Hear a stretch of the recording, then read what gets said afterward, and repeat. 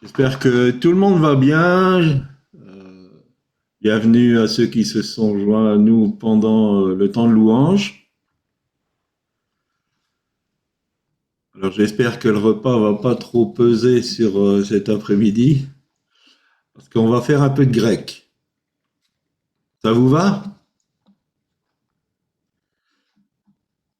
Le thème de ce message, c'est l'amour agapao.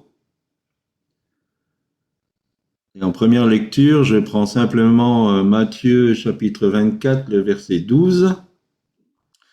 Le mal se répandra à tel point que l'amour d'un grand nombre de personnes se refroidira. Alors ce verset concerne les temps de la fin, mais je ne vais pas en parler. C'est vu en long et en large dans l'étude biblique. Je voudrais parler de l'amour agapao. Et dans ce verset, le mot amour et le mot agapé, qui dérive du mot agapao. Et donc ce verset ne concerne pas le monde. Ce verset concerne les enfants de Dieu. Parce que le monde ne manifeste pas l'amour agapé. Le mal se répandra à tel point que l'amour des enfants de Dieu, de la majorité des enfants de Dieu, d'un grand nombre d'enfants de Dieu, se refroidira. Donc ceci concerne les temps de la fin. Et en fait, j'aimerais peut-être enlever le voile ou une erreur sur ce qui se passe dans le monde chrétien, dans le monde des enfants de Dieu, parce qu'il y a beaucoup de confusion à ce niveau-là.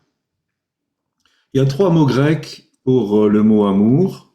Il y en a un dont on ne va pas du tout s'attarder, c'est le mot eros, qui n'est pas dans la Bible et qui concerne l'amour physique. On pourrait se traduire ça, faire l'amour.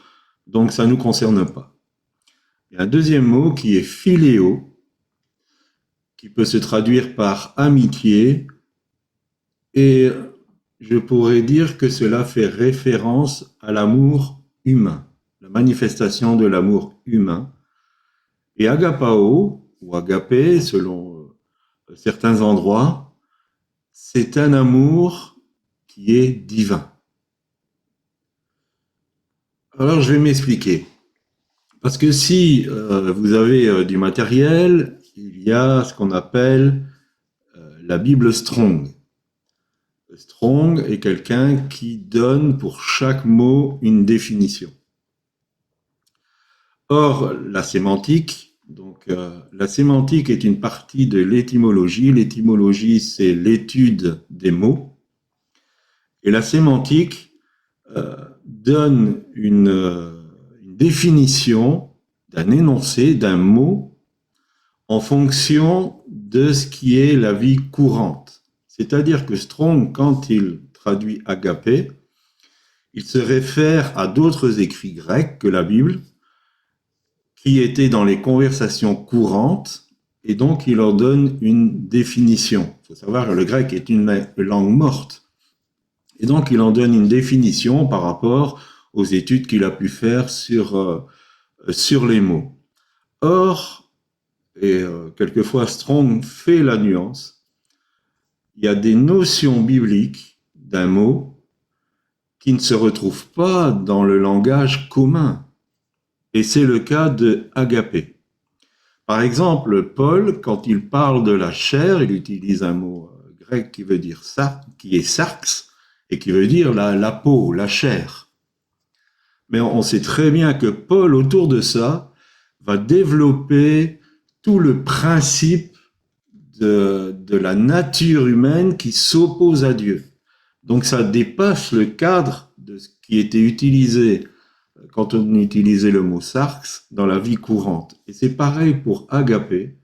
Le mot agapé, qui est la définition de l'amour divin, ne peut pas se limiter à la traduction même que Strong en donne. Il faut aller beaucoup plus profondément que cela pour comprendre ce qu'est l'amour agapé.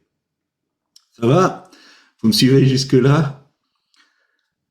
Beaucoup d'enfants de Dieu confondent l'amour philéo, donc retenez bien ces mots parce que ça va ressortir tout au long de la prédication. Beaucoup d'enfants de Dieu confondent l'amour philéo et l'amour agapé.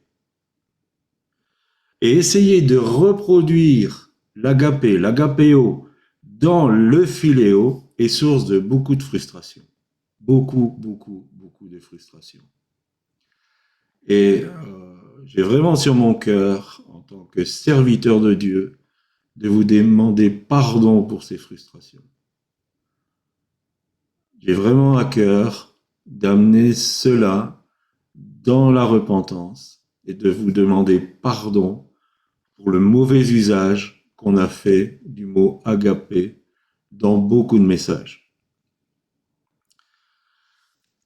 Si vous prenez Jean 21, on retrouve la confrontation, ou du moins l'entretien entre Pierre et Jésus. Et Jésus va dire à Pierre, « Pierre, est-ce que tu m'agapes ?» Et Pierre va répondre, « Seigneur, tu sais toutes choses, tu sais que je philéo. » Jésus va demander une deuxième fois, « Pierre, m'aimes-tu? Pierre, est-ce que tu es agapé pour moi? » Et une deuxième fois, Pierre va dire, « Tu sais toutes choses, tu sais que j'ai de l'amitié pour toi, tu sais que je suis philéo. » Et une troisième fois, Jésus va dire, « Pierre, est-ce que tu es philéo pour moi? » Et Pierre va être attristé et va dire, « Tu sais que je suis philéo pour toi. » Pourquoi je prends cet épisode? Parce que l'amour philéo a été incapable de rendre Pierre fort suffisamment pour ne pas renier Jésus. C'était pas un problème d'amour humain. Pierre aimait Jésus. Il avait vraiment de l'affection pour Jésus. Et quand il a sorti l'épée dans le jardin de Gethsémanée, c'était pas du vent. Il était prêt à rentrer en guerre pour protéger son ami. Mais cet amour philéo n'a pas été capable de résister à une déclaration d'une servante. Et il a renié. Et c'est compréhensible, vous allez voir par la suite, parce que Pierre n'était pas encore rempli du Saint-Esprit. Et donc l'amour humain est incapable. L'amour humain est incapable. Bonjour Fabrice, merci de fermer ton micro. Ok, merci. L'amour humain est incapable de reproduire l'amour agapé. Et voilà pourquoi je vous ai demandé pardon, parce que beaucoup de messages sur l'amour essayent de dire aux enfants de Dieu, produisez l'amour agapé dans votre philéo. Et c'est impossible. C'est impossible. Nous avançons un peu. L'amour agapéo n'est pas un sentiment. Oh. Mais c'est une force. 1 Jean, chapitre 4, verset 8, nous dit que Dieu est agapé. Dieu est amour. Dieu est agapéo. Et la manifestation des sentiments de Dieu ne sont pas comme nous. Et donc cet amour est une force. 1 Corinthiens chapitre 13, versets 4 à 8 en parle, donne une définition de l'agapé. Et l'agapé, Paul aurait pu dire, l'amour c'est un beau sentiment. Mais Paul ne démarre pas par ça. Il dit l'agapé est patient. Et puis il donne une série de qualités de l'agapé. Le mot patient veut dire, en fait, supporter patiemment la souffrance. Ça veut dire que l'amour agapé arrive C'est cette force qui arrive à supporter patiemment la souffrance. Et je vous invite à lire, c'est 1 Corinthiens 13, versets 4 à 8 dans la version Parole vivante d'Alfred Quinn, où il développe vraiment chaque terme, et c'est très très riche. L'amour agapé est le premier fruit de l'esprit. Galates 5, 22. Or, le fruit de l'esprit, c'est l'agapé. C'est l'amour. L'amour agapé ne peut se concevoir que par l'Esprit de Dieu. C'est un fruit du Saint-Esprit. C'est pas quelque chose que l'être humain peut produire. Un jour, j'en ai peut-être parlé, un jour j'ai eu une vision et j'ai vu un arbre qui faisait des efforts énormes pour essayer de produire du fruit. Il tremblait de toutes ses branches, toutes ses feuilles pour essayer de produire un fruit. Et le Seigneur m'a demandé, il m'a dit, est-ce que tu as déjà vu ça dans la nature? J'ai dit non. Il m'a dit, pourquoi tu veux faire la même chose? J'ai dit, Seigneur, je ne comprends pas. Mais il a dit, le fruit de l'esprit, c'est pas ton fruit, c'est le fruit de l'esprit. C'est pas toi qui peux produire le fruit de l'esprit. C'est pas toi qui peux produire l'amour, la paix, la joie, la patience, la maîtrise de soi. C'est l'esprit en toi qui peut produire ces choses. Mais il dit, toi, l'arbre n'est pas idiot. L'arbre, il protège la vie de la sève à l'intérieur de lui, par l'écorce. Protège la vie du Saint-Esprit à l'intérieur de toi. Veille à ne pas l'attrister. Veille à ne pas lui faire du tort. Et tu verras, les fruits vont venir. Sans que tu fasses des efforts, ce sera les fruits du Saint-Esprit. Le Seigneur m'a dit, même toi, tu vas pas t'en rendre compte. C'est les autres qui t'entourent qui vont s'en rendre compte. Donc l'amour agapé, c'est pas nous qu'on peut le produire. On peut essayer de le singer, mais on peut pas le produire. Il y a que le Saint-Esprit en nous qui peut produire le fruit qui est l'agapé, l'amour de Dieu. Le commandement de Jésus. Si nous prenons Jean chapitre 13, verset 34, agapez-vous les uns les autres comme je vous ai agapé. Aimez-vous les uns les autres comme je vous ai aimé. Quand Dieu nous demande, quand Jésus-Christ nous demande de nous aimer les uns les autres, il ne nous demande pas d'avoir de l'amitié les uns pour les autres. Mais il nous demande de manifester l'amour de Dieu les uns envers les autres. De manifester cet agapé qui est produit par le Saint-Esprit. Quand on parle de sentiments, on devrait faire référence à Philippiens chapitre 2 verset 5 qui nous dit « Ayez en vous les sentiments qui se trouvaient en Jésus-Christ, qui étaient en Jésus-Christ. » Et si vous prenez le contexte, on parle de l'humilité. Jésus-Christ était en forme de Dieu, il était Dieu, et il s'est dépouillé de cette nature divine pour prendre l'humiliation d'être un être humain. Et donc, le sentiment qui doit être en nous, c'est l'humilité. Jean chapitre 13, verset 1, la partie B, « Ayant aimé les siens qui étaient dans le monde, mit le comble à son agapé, on parle de Jésus-Christ, pour eux. » Et comment il a fait cela? Comment Jésus a mis le comble à son agapé pour ses disciples? Il s'est humilié en lavant leurs pieds. Il s'est humilié, lui, le Créateur, lui, le Dieu des cieux, il s'est humilié pour prendre l'apparence d'un simple esclave pour laver leurs pieds. Alors, Jésus, c'est notre exemple. Et c'est là que l'agapé va faire une différence avec le philéo. Parce que extérieurement, Jésus pouvait être quelquefois très dur. Quand il s'est retourné vers Pierre en disant « Arrière de moi, Satan », ça donne pas du tout l'impression d'une manifestation d'amour. Quand certains de ses disciples ont dit ce qu'il dit, ça devient trop difficile à accepter, et qu'ils sont partis, il a regardé les 12 et il a dit, vous voulez pas partir aussi? Donc Jésus, quelquefois, pouvait manifester une forme de dureté, alors qu'il était l'exemple même de l'amour agapé.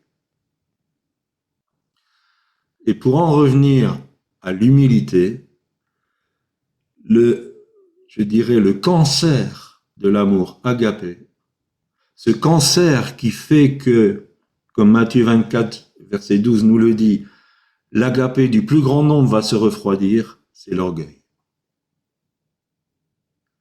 C'est l'orgueil. Si nous ne manifestons pas l'amour de Dieu, c'est à cause de l'orgueil. Quand nous nous frustrons, quand nous vexons, quand nous entretenons des rancunes, quand nous entretenons de la haine, c'est à cause de l'orgueil. Mais si nous marchons dans l'humilité, nous protégeons l'agapé à l'intérieur de nous. Nous protégeons le fruit que l'Esprit manifeste à l'intérieur de nous. Alors elle est où cette confusion philéo-agapao? Vous savez, dans le centre de formation biblique, nous avons pas mal d'étudiants et à 2 endroits, il y a un endroit où ils doivent évangéliser pendant 3 minutes et puis il y a un autre endroit dans la gestion du prophétique où on parle de l'amour. La majorité des étudiants, quand ils doivent évangéliser pendant 3 minutes, ont un fort accent sur Jean 3,16. Alors vous connaissez Jean 3,16, car Dieu a tant aimé le monde qu'il a donné son Fils, Jésus, afin que le monde soit sauvé par lui, que quiconque croit soit sauvé par lui. Si nous prêchons Jean 3,16, nous donnons un évangile déséquilibré. Si nous parlons que de l'amour de Dieu, nous donnons un évangile déséquilibré. Pourquoi? Regardez la prédication de Jean-Baptiste, regardez la prédication de Jésus, regardez la prédication de Pierre dans Acte 2 à la Pentecôte. Il n'a pas dit « Dieu vous aime ». Jean-Baptiste n'a pas dit « Dieu vous aime ». Jésus vous aime. Il a dit « Repentez-vous ». Repentez-vous. Alors, on est loin du message bisounours de Jean 3,16 où Dieu est tellement bon, il est tellement amour. Et dans cet évangile, il y a « Tourne-toi vers Jésus, tout va aller bien, il va répondre à tes prières, tu auras l'assurance de la vie éternelle et tout ça. » Oui, mais si tu ne te repens pas, c'est pas valable. Nous devons être équilibrés. Et voilà pourquoi beaucoup de personnes aujourd'hui se revendiquent chrétiens, mais ils ne sont pas convertis. Parce qu'ils n'ont pas été confrontés à ce qui ne peut pas décoller de l'agapé de Dieu. On ne peut pas dissocier l'agapé de Dieu, l'amour de Dieu, de la justice de Dieu. Et à bien y regarder, si Dieu n'était pas juste comme il l'est, il ne serait pas agapé. Il ne serait pas amour. Mais Dieu est amour parce qu'il est juste. Et dans ce qu'il dit, dans ce qu'il fait, il est juste. Alors l'agapé de Dieu n'est pas du laxisme, ce n'est pas de la tolérance, ce n'est même pas de la compassion. Mais c'est une force qui émane du Saint-Esprit pour accomplir ce qui est juste. Parce que ce qui est juste, c'est ce qui va manifester l'amour de Dieu. Personne d'entre nous, cet après-midi, je pense, ne va mettre en doute l'amour de Dieu. Nous sommes entre enfants de Dieu, donc je pense que personne ne va mettre en doute l'amour de Dieu. Pourtant, Dieu corrige. Pourtant, Dieu fait quelquefois l'absent. Quelquefois, il ferme le ciel. Je pense que nous avons tous eu ces périodes du pourquoi Seigneur, qu'est-ce qui se passe, comment ça se fait? J'ai l'impression que mes prières, elles montent pas plus haut que le plafond. Alors Dieu ne nous aime pas? Dieu a une vision beaucoup plus large. Et ce qui est important pour Dieu, c'est pas le temporel, mais c'est ce qui est éternel. Et si cette attitude de recul, qui est tout à fait, je dirais, illusoire, parce que Dieu est là, veille, il est proche, il est près de chacun d'entre nous. Mais cette attitude a pour but de produire quelque chose d'éternel. Et c'est en cela que son amour se manifeste. Hébreux chapitre 12 verset 6 nous dit « Car le Seigneur châtie celui qu'il agapé. Et il frappe de la verge tous ceux qu'il reconnaît pour ses fils. » Alors quand nous manifestons l'agapé de Dieu, j'explique cela pourquoi. Parce que quand on donne des enseignements sur le leadership, tout ce qui est retenu, c'est qu'un leader doit être un encourageur, qui doit pousser les autres, qui doit être affable, aimable. Et la majorité des étudiants et étudiantes passent à côté du fait que le leader est là aussi pour corriger. Et un leader qui corrige, est-ce qu'il manque d'amour? Est-ce qu'il manque de l'agapé de Dieu? Ou est-ce qu'il est animé de ce désir de Dieu de produire quelque chose d'éternel? Donc on est loin de l'image « aimez-vous les uns les autres », ça veut dire qu'on est tout gentil, comme on dit « béni oui oui », qu'on est dans un monde de bisounours. Non. L'agapé de Dieu, c'est une force pour arriver à ce qui va produire quelque chose d'éternel. Et pour cela, quelquefois, il faut une attitude de sévérité. Quelquefois, il faut corriger. Quelquefois, il faut dire des choses qui ne sont pas agréables à entendre. Alors, je ne parle pas de ceux qui veulent balancer des vérités au sacro-saint nom de la vérité, tout doit être dit, tout doit se savoir et tout ça. Je ne parle pas de ça. Mais je parle que l'amour nous pousse à dire certaines choses qui ne sont pas agréables. Si vous prenez Matthieu 18, où Jésus nous a expliqué comment faire dans l'Église quand quelqu'un doit être corrigé, il a donné un processus, et le premier, c'est d'en parler entre quatre yeux. Mais ce qu'il faut retenir aussi, c'est que Jésus dit, s'il t'écoute, tu as gagné ton frère. Et c'est ça la motivation de l'agapé. Le but, c'est pas le plaisir de corriger, de reprendre. Le but, c'est, s'il t'écoute, tu as gagné ton frère. C'est de sortir les gens de ce qui les pousse à faire des mauvais choix, de sortir les personnes de ce qui va leur faire du tort. Même si, dans un premier temps, ça semble bon pour eux, et de produire quelque chose qui est éternel.